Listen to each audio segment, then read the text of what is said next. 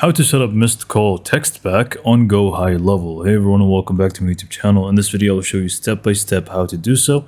It is very easy yet extremely powerful because if someone just calls, you don't really pick up, it's just going to automatically send a text message and you obviously are going to be able to customize it. So let's just go ahead and get to it. But before that, if you want to follow along the video completely for free for 30 days, you can go to the link in the description and you can sign up for free to get a 30-day trial and also some bonuses.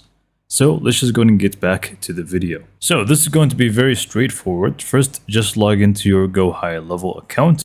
And then you simply just want to go ahead and click on the settings tab from the bottom left corner. Next up, you just want to go ahead and scroll down and click on phone system. And from phone system, you're just going to go to the top and select voice. Once you select voice, you're going to find the second option to be voicemail and missed call text back. So obviously select this one and just go to missed call text back right over here.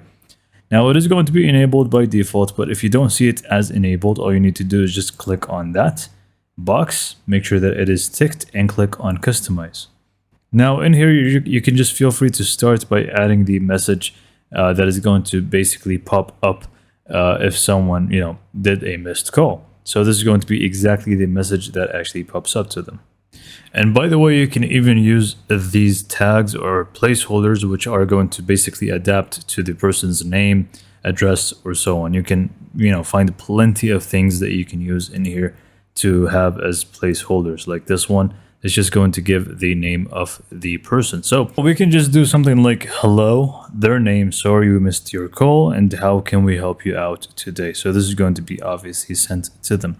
Now what you can actually do is add your phone number down here and click on send test, and it's just going to be sent as a test message, and you can see how it's going to actually look like. And if you're happy with it, make sure you click on save, and that's pretty much all you need to do. Now alternatively, you can even connect WhatsApp and enable the same thing but for WhatsApp. So you can just go ahead and click on connect WhatsApp and do the same steps but for this right here. And that is pretty much all there is to it. As you can see, it is very simple and easy to do. So hopefully you found this video to be informative and helpful. And for more information, subscribe to my YouTube channel, and thank you for watching.